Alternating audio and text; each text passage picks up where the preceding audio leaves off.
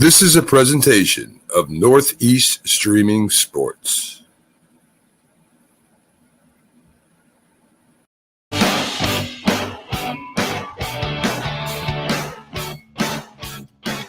morning, everybody. This is Keith Engel, and you are watching Start It Up on NorthEast Streaming Sports. And I'm joined again today by Jamie Paggs, the Philly sports guy. Good morning, Jamie. How are you? Good morning, Keith. I'm doing wonderfully. You're probably excited with the Phillies, as we'll touch on in a little bit, with an exciting win over the Braves yesterday. Interesting day in Major League Baseball. Not a lot of games, but the leaders had a tough go of it, some of them. So we'll touch on the scoreboard and talk about the standings a little bit. I want to say congratulations, and I'll get that out to the Hall of Famers, and we'll get some other news around Major League Baseball, the NHL, the NFL. Camps are opening. So stuff's starting to happen here as we move through the dog days of summer.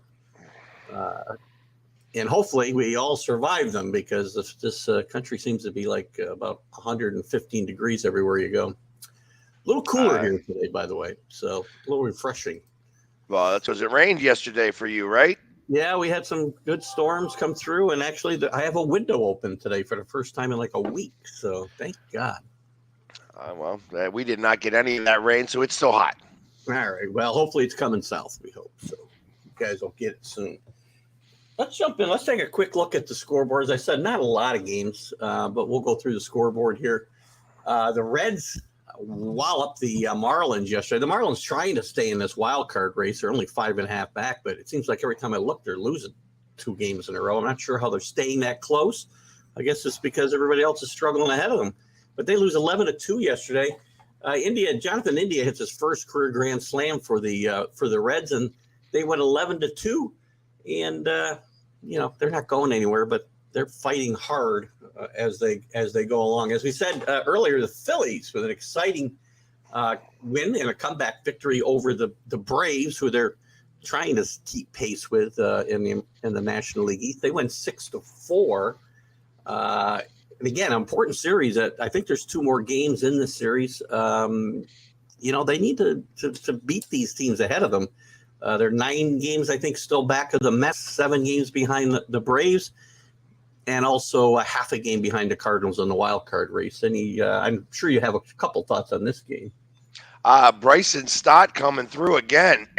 Every time you think that the game might be over, and just he's not the right guy to be up to the plate, and all of a sudden he hits a home run, and it's like a shock. It's because you don't expect it to happen, and It does happen, and then it's, whoa, how about that? So kudos to him. That's his second game-winning home run, although this one was not a walk-off. This was in the 8th.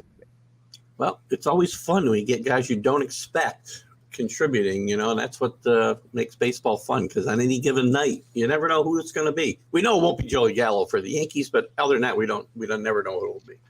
Well, I've been thinking about it, because I've been hearing you talk about Joey Gallo now for months. I have a problem with Gallo. Wouldn't it be like really appropriate if he was the one that came through in August and September, and like just all of a sudden started to get a little hot? He could shut my mouth, I suppose, yes. I don't expect him to be in a position to do it, though, because I don't expect him to be here in August and September, but we'll see. Some rumors about him and Andrew Benattini from Kansas City on that topic, but as I explained to the person who sent me that rumor, Benattini's not getting traded to the American League East because he's not vaccinated and he can't play in Toronto. So there's no contender in the East that's going to trade for Andrew Benattini from Kansas City that I can see. Because obviously, if you've got any games in Toronto during the regular season, it kills you, and it might kill you in the playoffs. So I do not see that happening. As a quick, and why would Kansas City want to take Joey Gallo? And let me ask, was Joey Gallo good before this? Joey Gallo he wasn't this bad, but he was a 200 hitter, 210 hitter. He wasn't a lot better than this. Home runs, he had a lot of home runs. He was the classic 3 outcome player: strikeout, home run, or walk. That was his game. So if you love baseball today, you love Joey Gallo, except right now he's really only got like 2 outcomes most of the time, strikeout or walk. And he's a decent defensive player, and a good guy in a clubhouse. But I just need a guy hitting more than 166. Well, and my other question, my caveat to that is that I like, well, I mean, why did they trade for him in the first place? I mean, did they think he was better than he is? And you know, if he's such a pleasure to have in the clubhouse, Yeah, and everybody's afraid that things might change, and he's getting paid a tremendous amount of money, I assume, right? He's like the absolutely. Schwarber. He's getting Schwarber type money. I would say yes. He's a free agent after this year too, by the way. So whoever takes him, it's going to be short term. But he's about Ron Schwarber money. Look at the Yankees last year were very right-handed in a left-hand hitting stadium, which is a problem. That's why they went after Rizzo and Gallo in the first place at the trade deadline last year. I didn't like that part of the trade just because I knew Joey Gallo's history and the strikeouts. It's either it was all or bust. Not unlike a lot of guys in the game today, but I just never liked the trade. I love the Rizzo trade because he brings intangibles to in a leadership role that Gallo doesn't, in my mind. So again, it's just been a bust. And on top of it all, as I hear from my Ranger fan all the time, the prospects the Yankees traded, which we thought were all middling prospects, some of them are helping the Rangers now and will in the future because they're all almost major league ready. Some of them are in the majors now. And, this could be a trade that haunts the Yankees for a lot of years. We'll see. Well, and my last question on this before we move on, is it the fact that he's in New York that's the problem? It's entirely possible. New York's like no other. I shouldn't say like no other place. Philly's got it. Every place has got its picadillos, big cities, right? But New York's tough. It's just like Philly's tough. And, you get going bad and get on the fans' bad side. It's hard to recover depending on your own personality. And I don't get the sense that Joey Gallo's got the personality to be able to, fight through the adversity that he's been in the middle of for nearly a year now. So okay. He may go somewhere and thrive, and start hitting home runs again. I don't see it, whether it's ever going to happen here. Look at Matt Carpenter in a third of the at-bats has better numbers, RBIs, home runs, almost as many hits, more doubles than Joey Gallo has in a third of the at-bats. That's all you need to know about Joey Gallo's performance. So, anyway, that's my Joey Gallo meltdown for the day. Thank you, Pegs. I guess I brought it upon myself. So, but hey, listen, I'm so used to hearing about Joey Gallo, and I love it when somebody's crying about the Yankees. Yes, thank you. It's me. That's my biggest gripe. It's hard to gripe when you played as well as the Yankees have, but they can be better. And I worry about the postseason, as I keep saying. This is all wonderful, but the postseason comes. The holes in Joey Gallo and Aaron Hicks bats are going to hurt the Yankees. All right, we'll see. It's over there. Back to the scoreboard. The scrappy Orioles remain 3.5 back in a wild card. They win 6-1 over the Rays, who still have a wild card wrapped up. They got a 4-run fifth inning in this game, and they win it, as I said, 5-1. Good grief, my glasses are terrible this time of day. 5-1 over the Rays. The Red Sox trying to right their ship. They're on the outside of the playoffs looking in right now. They went 3-1 over the Guardians, who are really tied with the Red Sox right now in this wild card race. 3 games, I believe, behind the Mariners.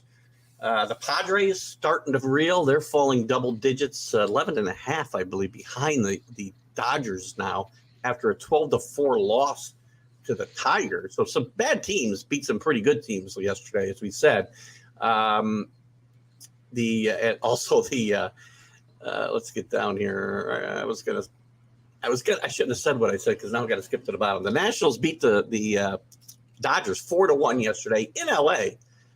The Dodgers rolling, and the Juan Soto and the Nationals cooled them off 4-1 yesterday. Who did we mention? The Astros losing to the A's 7-5. Tony Kemp homers and has a 2-run double in this game.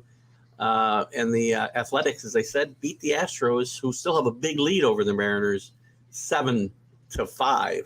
And some other scores around the league, the Cubs, they've won a few in a row too. I believe they've got a 3-game winning streak. Actually, 4 now. 5. It's actually 5. Yeah. How about that? 3-2 over the Pirates. The Royals 7-0 over the Angels in a game that probably nobody was watching. The Brewers get shut out by the Rockies. They continue their up and down season. Freeland sparkled in this game for the Rockies. Rockies remain on the outside of this wild card race, but that's, we talked, I think, somewhere last week about the cutoff.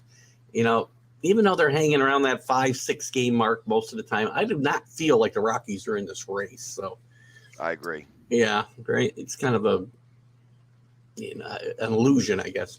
The Diamondbacks beat the the Giants.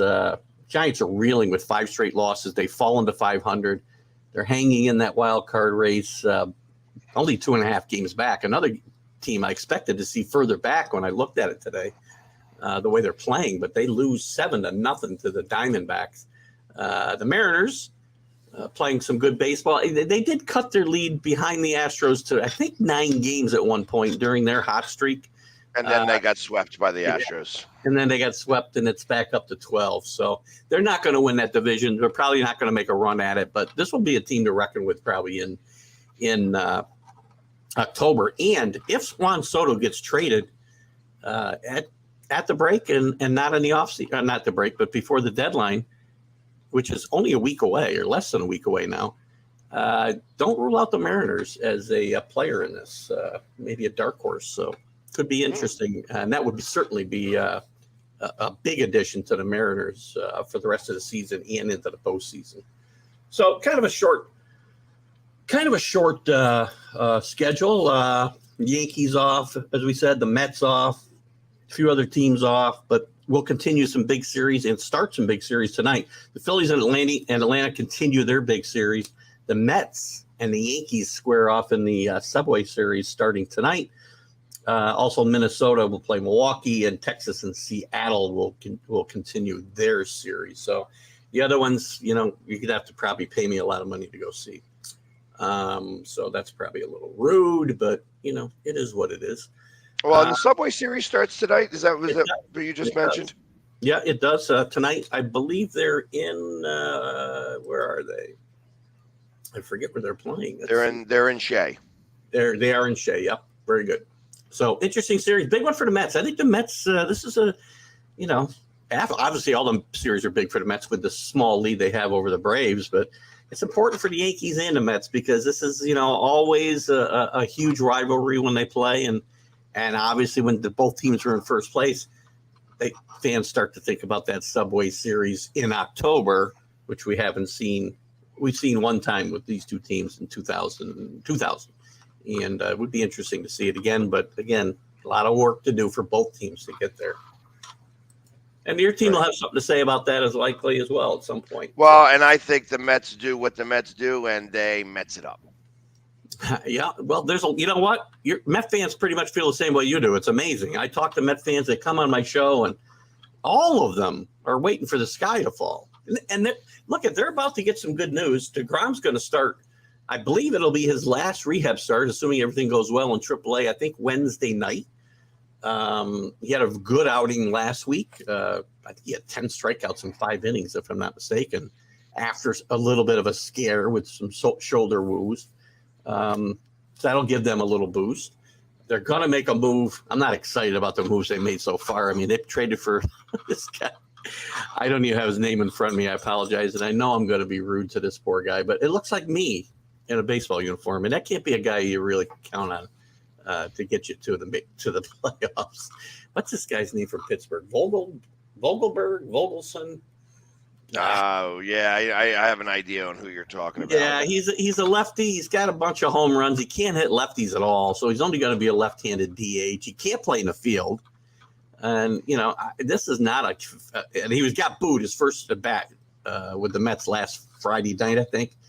He struck out, and he got a taste of New York right away when the fans booed him his first at bat. So, welcome to New York, buddy. Right. Lose some weight. Stop eating them sandwiches. We're behind you all the way until you strike out one. Yeah, exactly. Mets won't be done, though. Mets will make a couple other moves. I had to, Carlos, the Mad New Yorker, and I got into a debate about this. He thinks the Mets are going big. I don't think they have the assets to make big trades or the stomach. I think they're going to bring in a Nelson Cruz maybe to be the right-handed side of that DH. Maybe bring in another starting pitcher, but not any big names I don't think you're going to see come to the Mets at the trade deadline here. We'll see. It's just a gut feeling I have, and, trying to keep my ear to the ground. How about the Phillies? As we go into this week, we started to see some trades. Do you think the Phillies, I know we've talked about this a couple times, any more feeling one way or the other on what they might do? They're going to go after mid guys that they would be able to get fairly cheap from teams like the A's or like the Royals. I don't expect that they're going to be able to make a big splash because they just don't have the assets to be able to trade away. So I feel that they're going to rely more on their injuries coming back, right, to help. And there is a pitcher that has been lighting it up, and he's lit it up in both, I think, single A and double A. And I think they're going to maybe fast track him this year to maybe try to get him up here to give some bullpen help to see, they're going to put him in triple A and see if he can do the same thing he was doing there. But he's got like a 1.35 or something around that ERA. In a number of games in 2 leagues, and they're going to see if it's a real thing and bring him up. I like that they are being a little bit more aggressive with some of their talent in the minors, rather than letting them sitting there until they can't do it anymore and get frustrated with baseball in general, and then they bring them up and then they're not worth it anymore. I know you talked about this probably on this show, and I know you talked about it on your own show yesterday, but I wanted to touch on Castellanos a little bit with you and your thoughts on his outburst and your thoughts on him going forward in the second half. And by the way, I think it's interesting on a day that Paul Sorvino and we've run into a series of guys who played wise guys in the movies have passed away, that Castellanos happens to be in the news so much. I don't know why I tie those together, but I'll probably offend another group of people, but I'm sorry. But I just found it interesting. Anyway, I wanted to get your thoughts on this little situation. Is it a little situation, and do you expect him to rebound a bit in the second half? Well, I don't know about the rebound part. My thoughts is that I only need him to be hot for a month and a half, and that month and a half has got to start in September. So really, if as long as the Phillies are continuing to do what they're doing, if he's being very slow, good players always seem to get back up to where their average is, and when they move, like they say, he said it himself, even in this interview that got crazy, was that when he went to the Reds, he had a tough first season, and at the end of the season, he started to come on. And then the next season, I wanted to ask you about that, though. I mean, as a fan, is that okay with you? I mean, it sounds like an excuse to me, but I'm not saying it's not a reality. It takes some adjustment time, but half a season, a whole season. Do you buy that? Do you want to hear that out of your guy? Well, like I said, I don't care as long as he starts to fix it and gets better at the right time. Like I said, all he's got to do is have a good month, and everything is forgotten about. Yeah. You have a good month in September. Well, what happened in August and July and June? Nothing. It don't matter to me because you came on at the right time, and that's what's really most important. And I feel the same way with JT. I feel like JT has been underperforming this year. I mean, we have Harper that's not been in the lineup. We have Segura that's not been in the lineup. I think that if you get them and you turn up their batting averages, both JT's and Castellanos, like 10 points. Yeah. Well, they've got a lot of at-bats at this point. So moving up 10 points in their batting average is going to be a significant jump in September. Yeah. And that's all that I think that we need. So, after listening, and to touch base about the media in Philadelphia and what had happened with all of that, there was, first off, that was supposedly all off the record. The fact that it wasn't was a little interesting to me as well. But I felt that the question could have been asked a lot differently than it was. And the fact that he didn't bring it all out at once, instead of just saying, "Hey, did you hear? Did you hear the fans boo?" And it was Jim Salisbury. Jim Salisbury is a fantastic beat reporter and a good writer, and so I'm not maligning him for this, but it was interesting. Like I thought he could have worded the question a little bit better, and it wouldn't have been. When I heard the full version of this, he did ask the question, the caveat to the question, how do you feel about this? Like that was really what he was trying to get. Like, Yeah. how do you feel about the boos? Like, obviously you're hearing them. Like he should have said, obviously you're hearing the boos. Instead of asking, so are you hearing the boos? You know what I Yeah. mean? Like, come on. It's like obviously when a player like don't be smart ass with the players. That's what it turned out to be. He was being a little bit of a smart ass, and the player bit back because hey, he doesn't like what's going on with him either.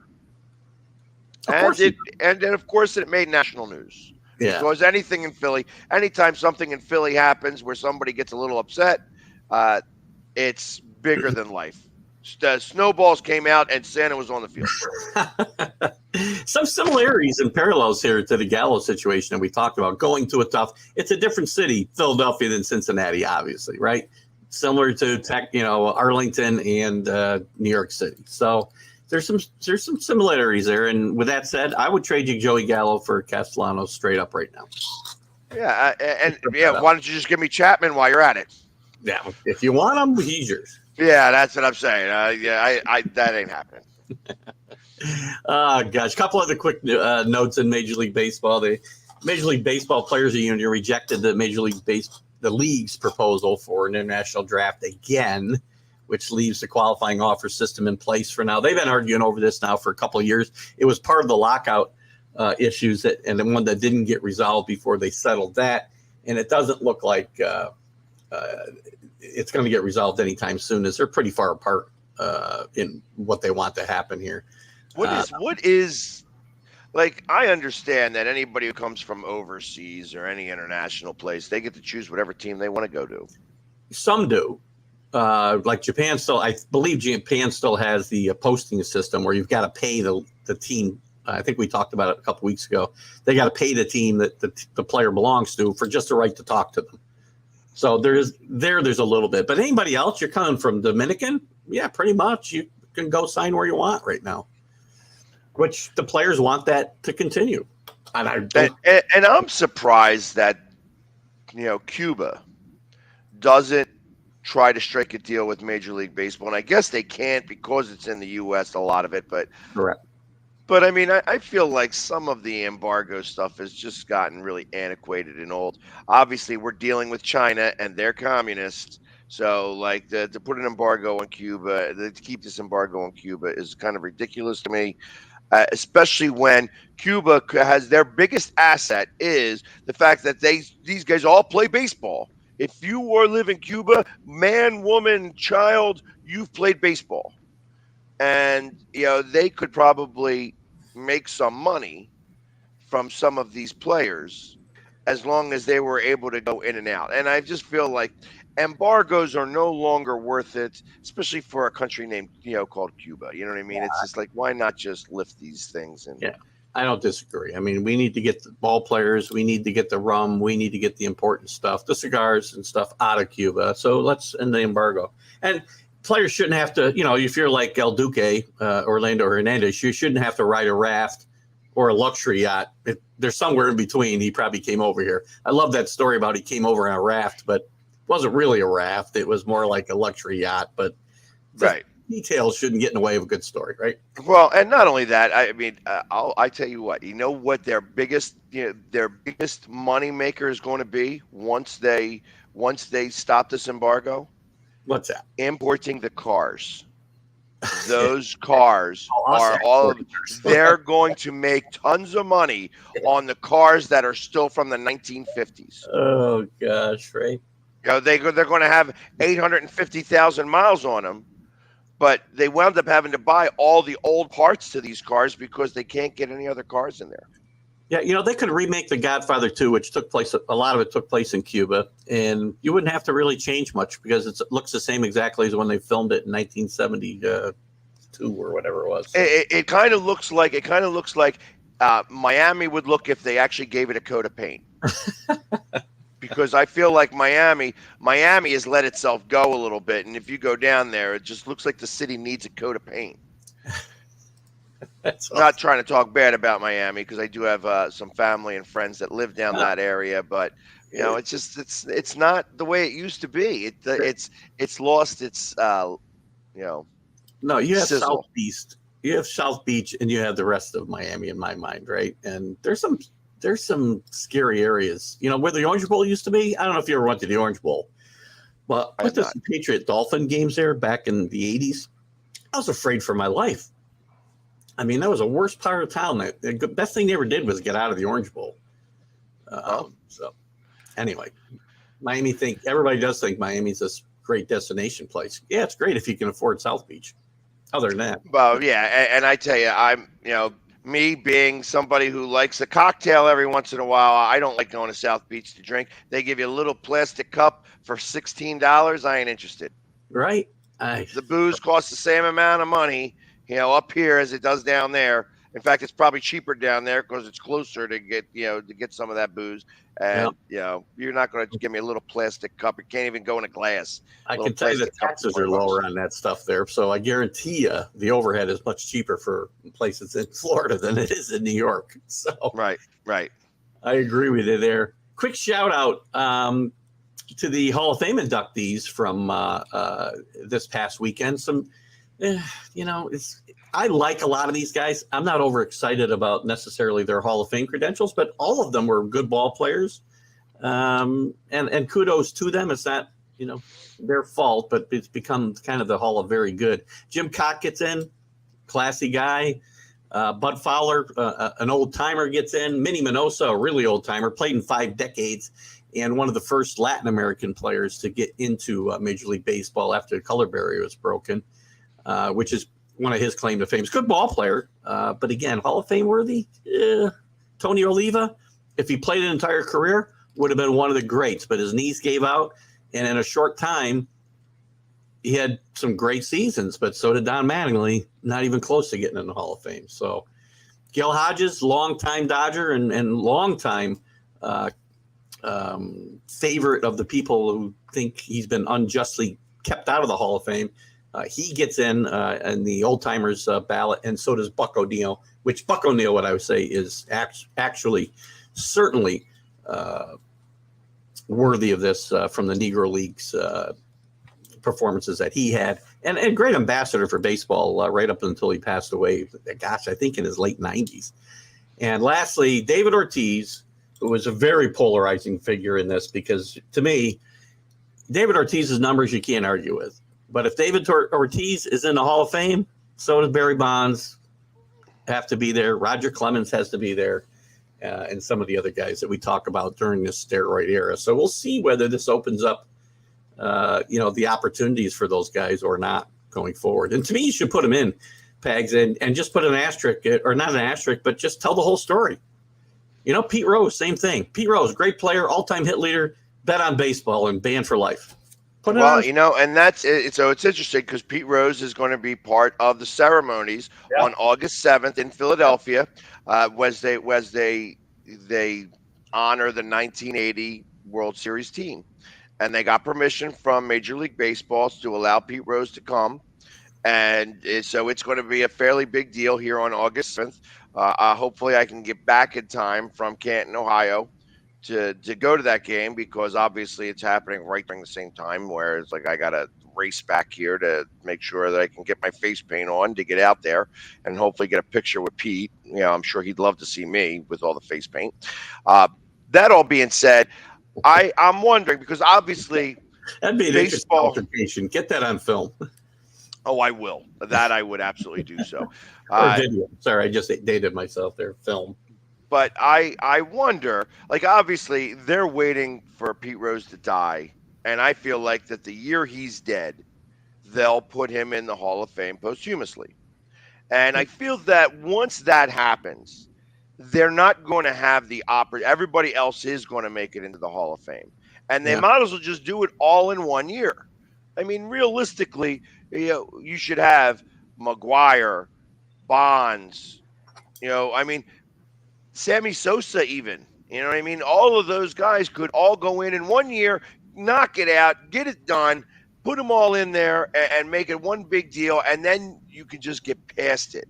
I feel like baseball, and first off, the Hall of Fame, Baseball Hall of Fame is not the MLB Hall of Fame. It That's should correct. be its own entity. The Mhm. fact that these writers are holding these players hostage, it's, you know, there's a reason why people don't like the media a lot of the time, and I Agreed. feel like this is a part of it. So they need to just get up off their high horse, let these guys in, put them in there. You don't need to make a new wing, be like, hey, this is the steroid era, because I tell you, they saved baseball at a time when baseball needed saving. That's a great point. It's a great point. And you know what? They are hypocritical. You can't put a guy like David Ortiz in with his rumored past, or not rumored in some instances, and allow not allow these other guys to get in as well. And again, I don't condone what they did. I say let them in, tell their own story, because that whole era is, you can't, if they can't get in, nobody from that era can get in, because we don't know who did it and who didn't. We just Right. don't. In fact, I remember, I absolutely remember in '93 when somebody asked Lenny Dykstra, how is it that you guys are doing the things that you're doing? And he said it right into the camera, right on the news. It's really good vitamins. Yeah. He wasn't lying. Oh, gosh. Too funny. One last quick story I have in baseball. We'll take a quick break and we'll get to some other news. A Mickey Mantle mint condition baseball card is going to go to auction this week, and the rumors are that it's going to exceed the famous Honus Wagner card, the 1909 Honus Wagner card that sold for $6.6 million a year ago, and that's kept going up every time it gets auctioned off. And there's rumors that this Mantle card may go for as much as $10 million. Me, I don't get it, but God bless you if you want to buy a Mickey Mantle card for $10 million. And I don't know. I assume it's a 10. I assume it's rated the 10, because that's the only way that these cards get the way they do. It's this 1952 card. So I don't follow this part of the game too much, other than when I see a story like this. I just don't get it. You got to have a lot of money to say, let me give you, here's $10 million. I'd be losing the card. Jesus. So there was a card very recently that just went to auction that fetched like a couple $1 million. And just so happens that I have one of those cards. And I was like, well, hey, if it just got like a couple $1 million for this, maybe I should go get this rated. And the truth of the matter is that you could pay for the rating. If I had $1,200 to send to Beckett's and get the glass and put it in the glass and have them do that and do all those things where they would break it open and give me the 10 rating, like that's what you got to do. You got to pay for the 10 rating. That's all it is, and. Okay, and then I could just turn around and auction that off and hopefully get the same amount of money they did. But they don't want to give out that many 10s. When I was a kid, nobody talked about this stuff in the 60s and 70s. I must have had 10,000 baseball cards that just disappeared over the years. I probably lost them all, in the flip game. I don't know if you're old enough to play flip game or in the spokes of your bike. Oh, the spokes of my bike, correct. And who knows? I probably had a freaking Mickey Mantle card worth $5 million in the spokes of my bike, probably. Right. So who knew? A little bit of mud on it won't hurt anything. Who knew? I probably financed a lot of college educations and retirements with the cards that I gave away over the years. So anyway, understood. Let's take a quick break. We'll take a look at the Dream Ride experience, which Northeast Streaming Sports is a big sponsor of this year, and we'll be there. Philly sports guy will be there with his doing some TikToks, and you can actually book some cameo time with the Philly sports guy that day too, which we'll talk about as we lead up to that. But let's take a quick look at these quick messages, and we'll be right back. The Hometown Foundation is excited to bring back the Dream Ride experience, August 26th to the 28th at Connecticut's Farmington Polo Club. Join us in celebrating the accomplishments of our Dream Riders while enjoying live music, a car and motorcycle show, family fun zone, pet adoptions, canine demonstrations, the Fireman's Chili Cook-Off, and much, much more. Get your tickets today. I mean, you can see right now, without LeBron, Lakers are struggling. Let me tell you about a team I hate, all right? I know the Dallas Cowboy fan is here, so I had to make sure he knew how much I hate this team. I'm ready. I've often said that the people who run baseball, they try very hard to ruin it. I'm from Brooklyn. I don't have a problem saying it to his face. Oh, Brooklyn. Hey, get it each.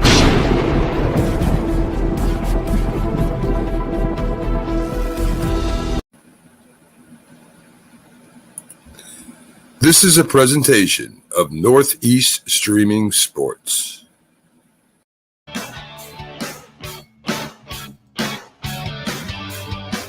we're back, and I'm Keith Engel, joined by the Philly Sports Guy this morning, and you're watching Start It Up. And we're going to get into some other news around the world of sports. And Pags, you got some football news we can maybe touch on and see where we go from there. Camps are opening. Yeah, today is the day where if you haven't been opened yet, you come on in. Everybody gets into camp. They get their playbooks. They get their physicals and get started. Get their room assignments. Time to get working for this year. It's the start of football season officially for all of the other teams that were not called the Raiders or the Jaguars. Couple of other stories that came out this week. A contingent of Murray's new deal is that the deal requires him to do 4 hours a week of independent film study. Now, this is getting a lot more play than I think that both the Cardinals and Murray wanted it to, because obviously somebody starts reading it and they go, hold on, he's required per contract to do 4 hours of film study, independent. Now, I wonder how they prove that. How they prove that, because he can go home and say, yeah, I'm looking at, what was it, Jamarcus Russell? They gave him blank tapes to say, okay, you go and do your film study to let us know what you think of these videos, and he'd come back and be like, yeah, I see it, I'm ready to go, let's go. And of course, there was nothing on those tapes. So they were, I guess never even turned it in. I think what I find more interesting than, and that's interesting part of it, yes, but more interesting is, why do you put this in there? I mean, the implication to me is he was a bit lazy in his homework last year, and it contributed to the team not doing as well as they could. And, it's pretty hard not to read that into this, right? And then my question is 4 hours enough? Yeah, that doesn't seem like a lot to me.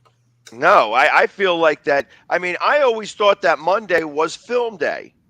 You come back in, you're not working out. It's really a day off, but you're not taking the day off because you're spending the time going over the film and talking about the games and stuff like that, your own film and the other team's film. And then you got to go over a couple of different games from the other team because you want to see certain trends that they're doing. Yeah, obviously, if you know what it is that anticipate, when you start to see a look and be like, hey, I saw that on TV. Yeah, maybe this is what's about to happen. And then you go and execute. So it's a pity that they're doing this. And this seems to me like to be something that Arizona holds on to if they want to get out of the contract. I agree. So, it's close to a moral clause in the thing, right? If you misbehave, you're out. We can void your contract. This one, hey, if you come in as stupid as you were last year, maybe that's harsh. Right. Well, I mean, it's like he's got all of the tools out there to be able to be a really good quarterback and to bring this team to much closer to a championship than what they've done. They have not won a playoff game. They do have probably, arguably, the best wide receiver in the league.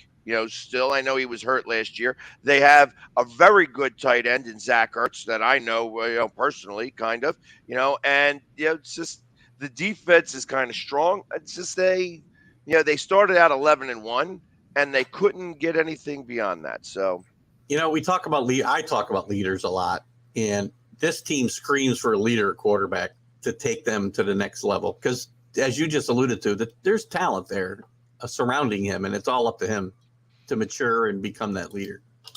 So, moving on, because again, whiny quarterbacks are not really things I want to talk about. The Packers extend Matt LaFleur.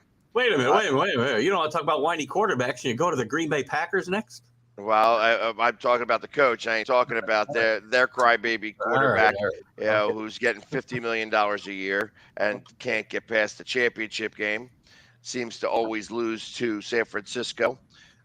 Whereas, and I always love it when teams lose to their childhood favorites. Matty Ice has got the same problem with the Eagles. Can't beat the Eagles. Just has the problem.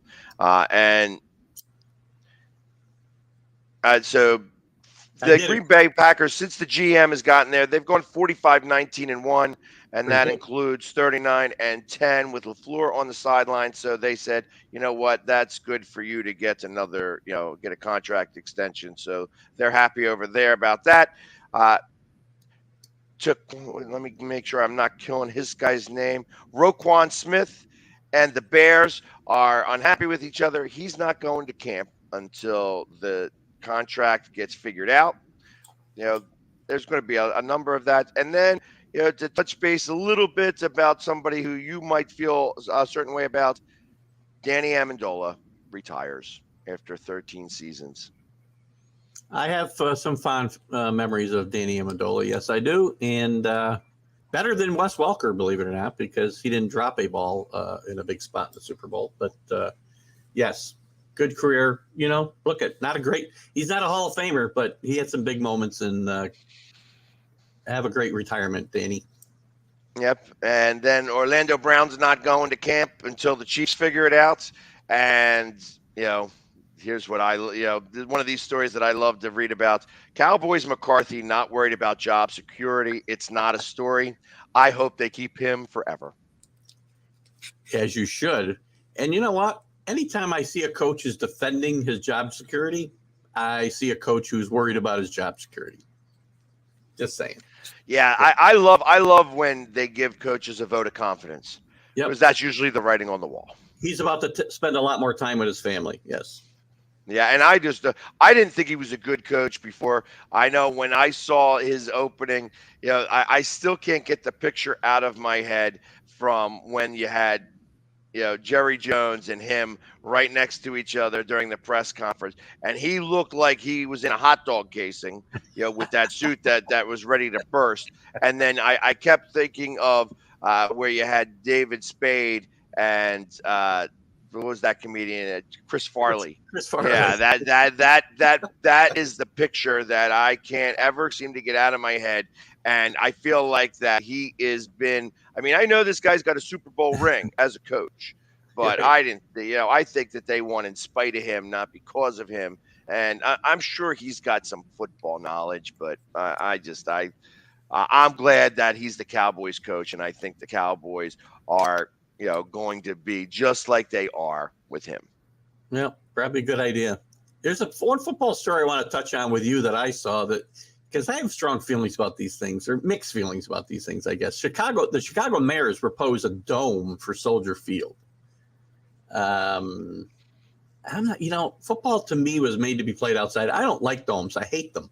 They wanted to build one in Foxborough, and I said, I hope they don't. I understand you get Super Bowls in the Northeast. You might get a Super Bowl in Chicago if you put a dome on the stadium, but is it worth that to take away the tradition of football? I feel like it should be played in the elements, and you take away, part of your home field advantage late in the season when it's cold and windy in Chicago. What are your thoughts on this? Not here, but anywhere. So I agree with you to a certain extent.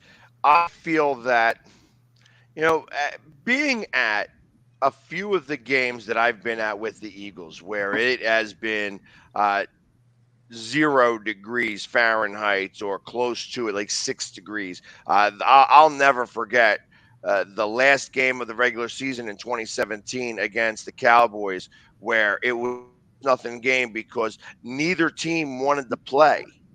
Yeah. It was just ugly, and the Cowboys wound up winning that game just by 2 field goals because, again, it was freezing. Like it was like I went into the club, and it was so cold, it was freezing in there.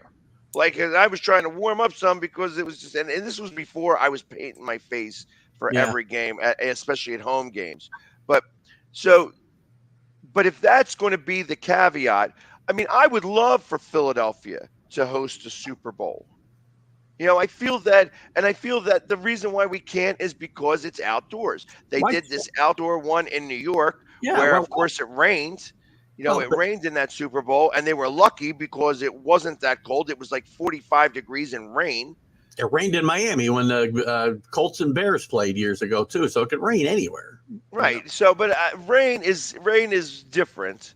But freezing cold, is a different scenario. And trying to put Tampa Bay, who plays in the warm weather, and Miami, that plays in the warm weather, in a very cold Super Bowl. Imagine. Let's think about this: L.A. and Miami No, go to the Super Bowl, and they got to play up in New York, and it's snowing. That would be an hysterical game to watch because neither one of those teams are ready for that type of I stuff. think it'd be awesome as long as my team wasn't. My team was there; they'd be used to those conditions anyway. But Right. So I feel that if they want to put, they obviously are looking for a couple of reasons. One, they want to try to entice a Super Bowl to come over there. Two, it gets really cold, and the players don't want to play in the cold either. I mean, it's we're at a time now where playing at sub-zero weather sucks for everybody. yeah, And that's what I kind of think. So, I mean, you have a dome up there. You could still, like, it would have to be a retractable dome, something that opens and closes. First off, how are you going to do that to Soldier Field? What are you going to close Soldier Field down for a couple of years so that happens? Do you remember Minnesota playing over at Minnesota College? Minnesota University for that season? Yeah. I mean, they had some bitter games. But then you got like Buffalo where, what was it that just recently that they played in where the Patriots didn't throw the ball but 3 times. the wind blew like 60 miles an hour the whole game. Yeah. So players don't want to play in that, and fans don't want to watch it. And I get it; it's tough for the fans. The only thing and again, I know that we're in a different time and there's a lot more money involved and stuff. These things all matter.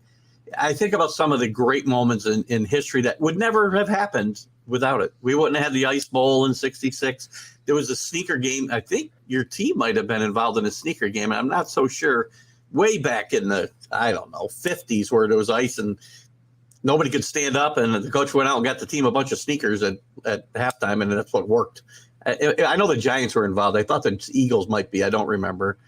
They could be. I don't know enough about that story. San Diego playing the Bengals in a championship game and the wind chill's 52 below zero. And it was just, they were classic fun games. I know they're not, it's not optimal conditions, but some of those games you never would have talked about again without the weather conditions. So right, but they also when you go to those types of games, and I mean, I remember back at the vet days, they would get anybody who wanted to come. They were paying people, minimum wage was $7.50 an hour, and they gave you a shovel.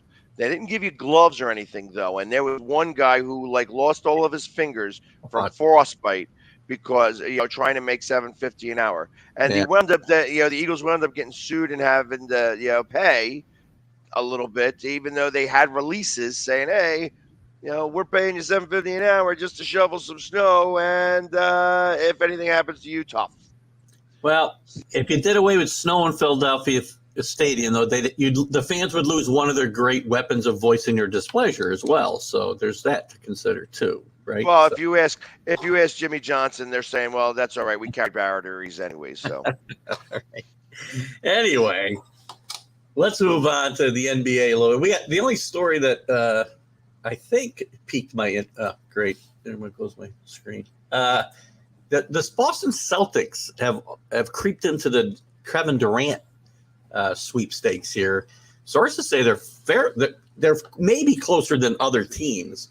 Certainly, the Nets are asking for guys that the Celtics aren't going to give up. Jason Tatum certainly is not getting traded in this. They don't want to trade Marcus Smart, which seems to be one of the big holdups right now. Is that the Nets want him back, and also Jaylen Brown and draft picks. But Boston may be closer to getting this deal than some of the other teams, and I'd be shocked if the Nets made this trade within their division.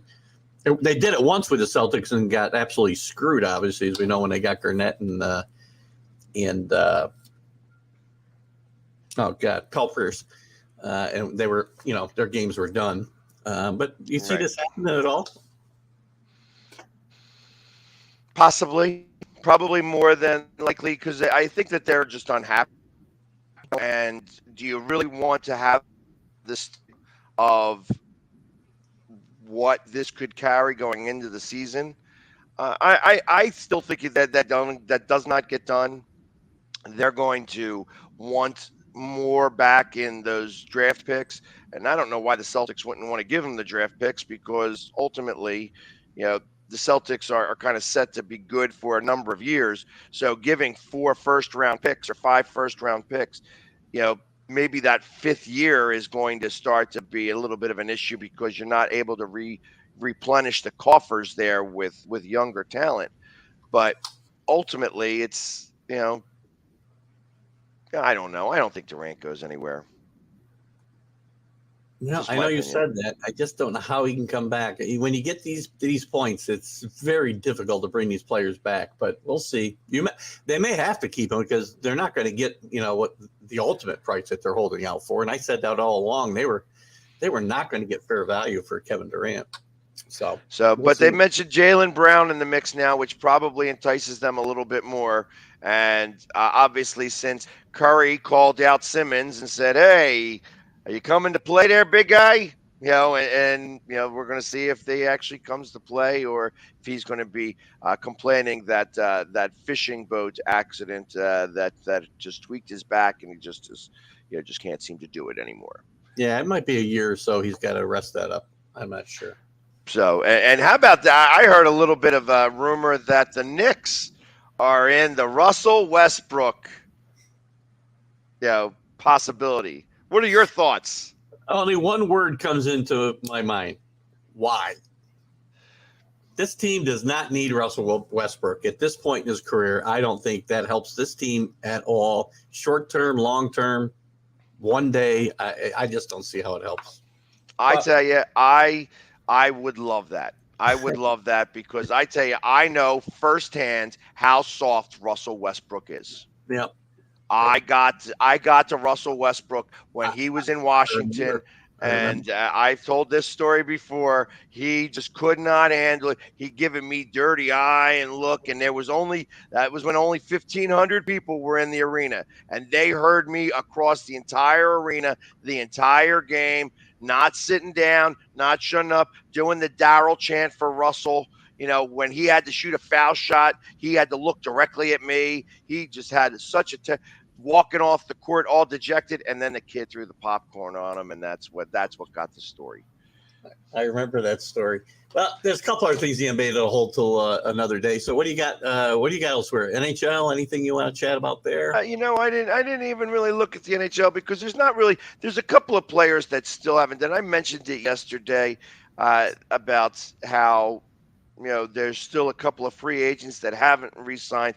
There's not really any stories that really make up, other than the fact that the Flames are just, I feel like right now the Flames are ready to tank, because they had to give away a couple of their best players, and now what do they have when you look behind you? You just had 2 players one you traded, another one that just left. You signed for a total of $19 million a year, and you're left with really ultimately nothing.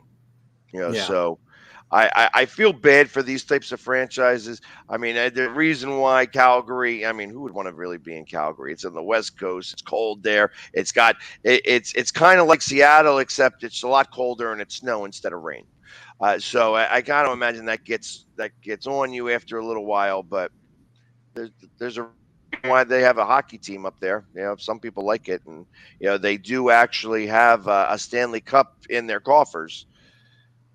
We'll see if they can actually come up and I just hope they don't get blessed with the very first pick in the draft, because obviously Chicago's going to be tanking for the same thing. I feel like the Flyers are about to do the same thing, and there is a guy coming out this year in the draft who's supposed to be one of those generational talents, like a Connor McDavid. So we'll see if who wins that sweepstakes, but there's going to be a lot of bad hockey leading to that. Yeah, that's the problem there. Any other news stories that pique your interest before? I got a couple if you don't. If not. Well, no, why don't you go, Bouts? Because the only thing I really wanted to talk about, I was still watching the track and field championships and some of the things that I kind of saw from that. But beyond that, it's, that's not really newsworthy stuff. Okay, well, we can always throw those in anytime. A couple of things in golf real quick. Sergio Garcia becomes one of the first guys to back out of the LIV Golf Invitational Series. He's changed his mind, decided to stay on the European tour. He did not resign or turn in his card. He had some conversations with John Rahm, has decided against it due to some of the things I've talked about. So we'll see what happens there. Kerry Webb held off Annika Sorenstam to win the senior LPGA tournament over this past weekend. And Darren Clark had won the senior British Open, which is a big deal over there, and certainly a big deal for Darren Clark. Darren Clark is very, very big in Europe and in England in general, not just in stature, but in stature, if you know what I mean. But a fun guy to watch play golf, smoking on a stogie all the way around the course, a lot of fun.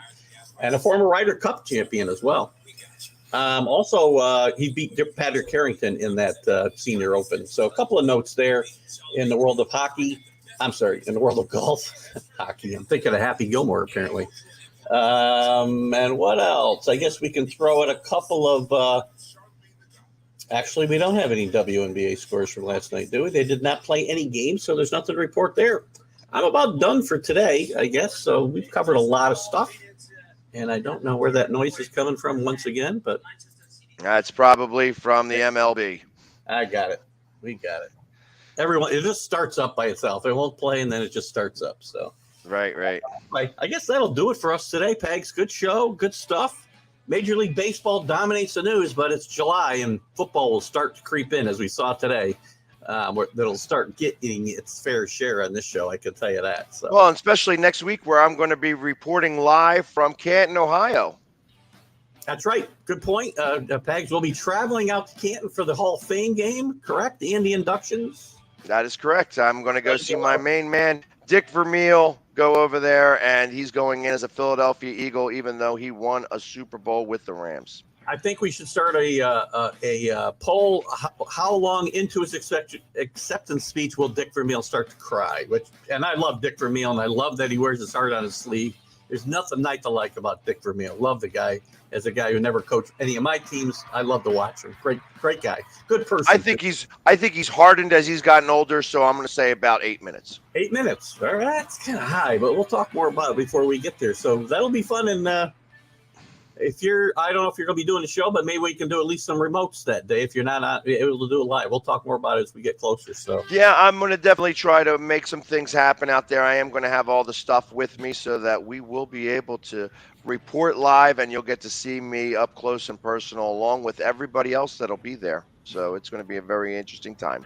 Excellent. Live reporting from the Hall of Fame. Can't do better than that. You don't get that on ESPN, I don't think. Well, maybe you do. I mean, maybe you do, but we'll have it here at Northeast Streaming Sports as well as listen, we're only about a month away, maybe 5 weeks from real college football as well. So we'll have a lot of stuff starting. Guys, hope you had a good time today. We got you as much news as we can. Keith Engel for the Philly Sports Guy right here in Northeast Streaming Sports. You've been watching Start It Up. Have a great day.